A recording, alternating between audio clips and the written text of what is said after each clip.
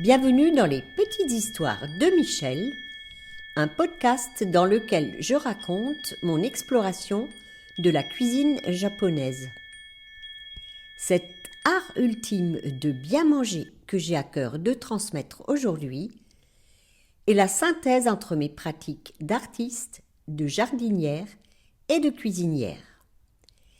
Il s'adresse aux amoureux du Japon, aux gourmets de tous bords et aux cuisiniers soucieux de préparer une cuisine saine, savoureuse et créative, qui nourrit aussi bien le corps que l'esprit. Vous y trouverez des récits de voyage et des témoignages d'expériences qui ont fait sens dans mon parcours. J'y délivre également, au-delà des recettes, les principes qui sous-tendent la cuisine japonaise. Nous ferons des visites dans le jardin, source d'émerveillement et d'abondance, et nous prêterons l'oreille à des personnes qui ont contribué à enrichir mon parcours dans l'oasis nippone que je me suis créée. Belle écoute à vous! Connaissez-vous les soba? Ces délicieuses pâtes de sarrasin toutes fines. Je les ai découvertes à mes débuts macrobiotiques. J'appréciais déjà les galettes de sarrasin dégustées en Bretagne. J'avais rapporté de là-bas de la farine en grande quantité parce qu'on ne la trouvait pas en Alsace à l'époque. Ce qui m'a valu d'être infestée pendant plusieurs années de mythes alimentaires qui ont, elles aussi, fait le voyage. J'apprécie d'autant plus ces pâtes que l'une de leurs versions, les Juwari Soba, est réalisée en utilisant de la farine de sarrasin à hauteur de 100%. Ces nouilles sont réputées pour leur texture ferme et leur saveur authentique qui provient de la richesse du sarrasin. Outre leur goût unique, elles présentent l'avantage de ne pas contenir de gluten, ce qui est important pour moi. Les soba sont aussi populaires que le riz dans certaines contrées du Japon. Elles sont également consommées à des occasions particulières. Comme elles sont fines et longues, elles font partie du repas de Nouvel An pour symboliser la longévité. Soba signifiant aussi voisinage en japonais, on les mange pour célébrer l'arrivée de nouveaux voisins et les déménagements. Dans mes repas japonais, je les sers en guise de plat de clôture pour faire découvrir la façon particulière de les déguster en trempant leur bout dans un bol contenant une sauce et en les aspirant bruyamment.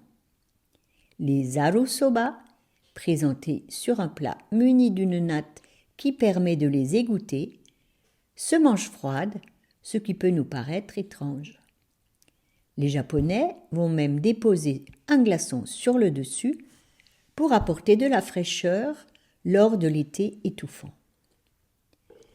Dans les restaurants spécialisés, le cuisinier qui les prépare opère sur une grande planche avec des rouleaux fins et aussi longs qu'un manche à balai.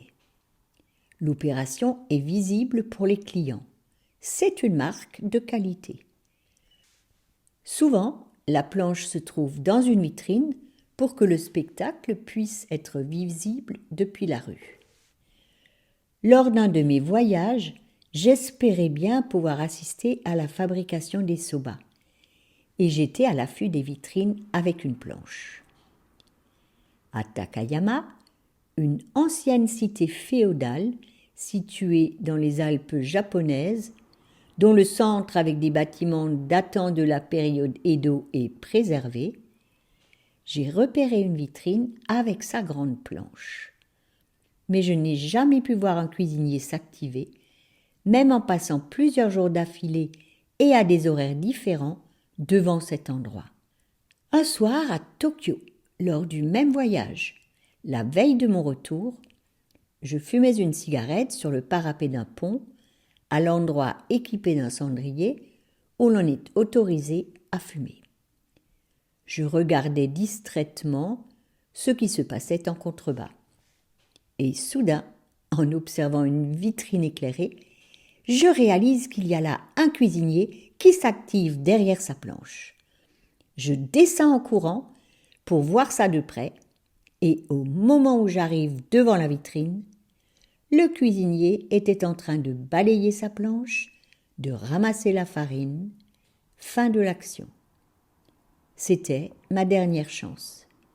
J'ai quitté le Japon sans voir la fabrication des pâtes soba.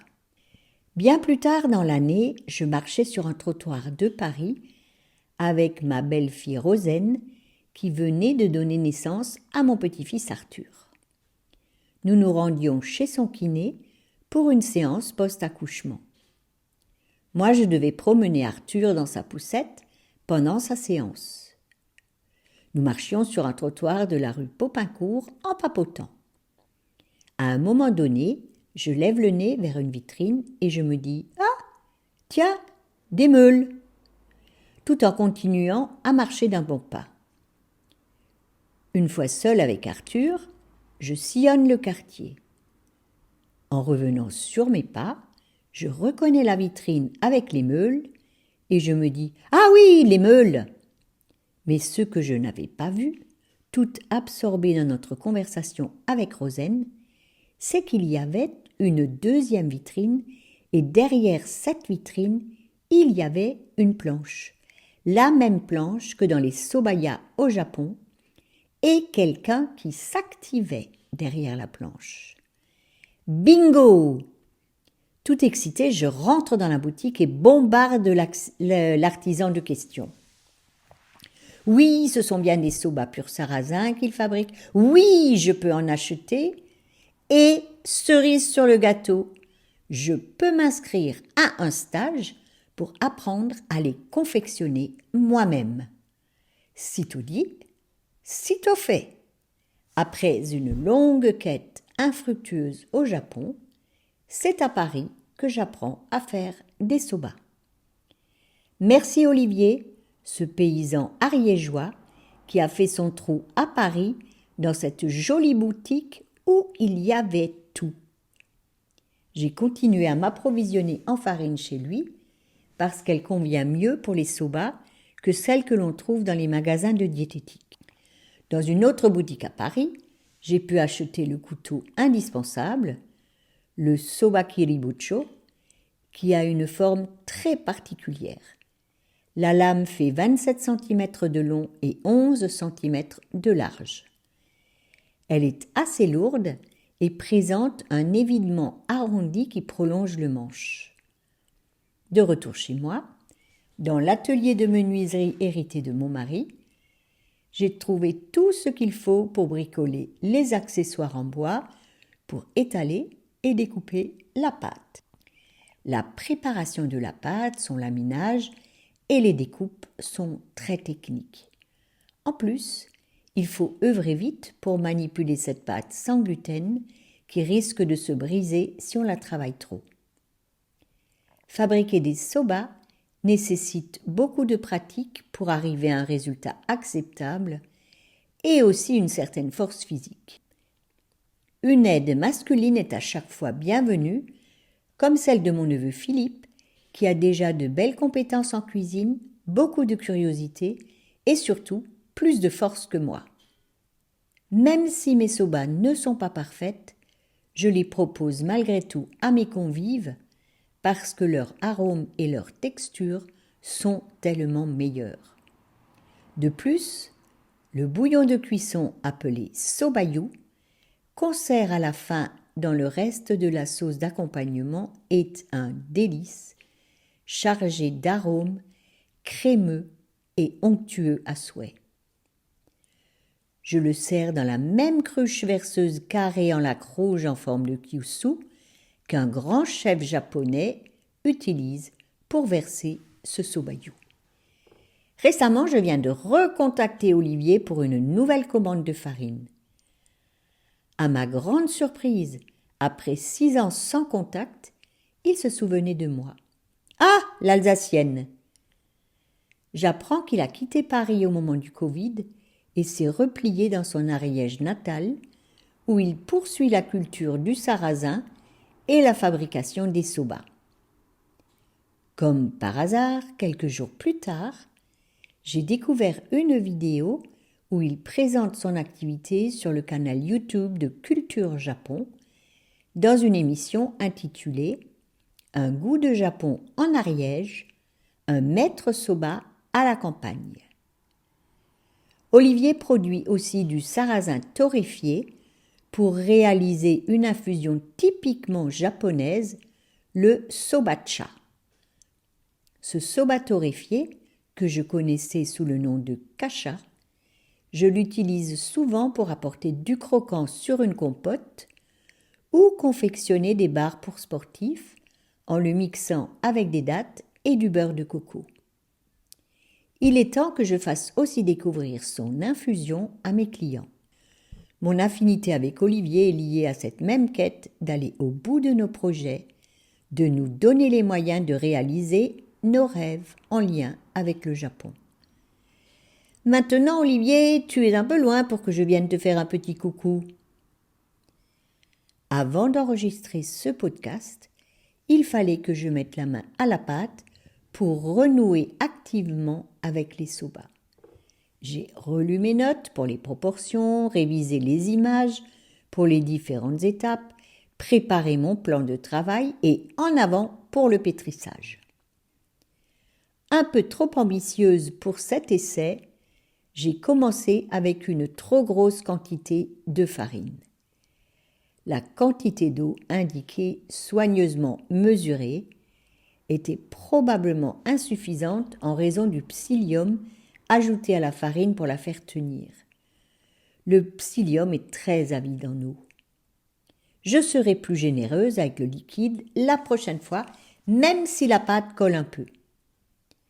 J'ai galéré pour le pétrissage avec mes toutes petites mains. Quant au laminage, je n'ai pas pu aller assez loin pour obtenir une feuille fine parce que ma pâte se brisait. Je m'en sors beaucoup mieux dans la dernière étape, la découpe. J'ai toujours eu une grande aisance avec l'usage des couteaux. Je suis une femme de lame, j'aime trancher. Même si ma pâte était trop épaisse, j'ai réussi à faire des nouilles assez fines pour être comestibles, mais beaucoup trop courtes pour être mangées avec des baguettes. Normalement, on doit plier la pâte étalée en 2, puis en 4 dans l'autre sens, ce que je n'ai évidemment pas réussi à faire. Tout cela me permet de mesurer l'abîme qui me sépare de la maîtrise de la confection des soba. Ah, la pratique, il n'y a que ça de vrai. Demain, on recommence. Et après-demain aussi. Je mangerai du sarrasin jusqu'à la fin de ma vie. Un nouvel épisode des Petites Histoires de Michel vous attend tous les mardis. Pensez à vous abonner à ma newsletter pour continuer de voyager au Japon avec moi.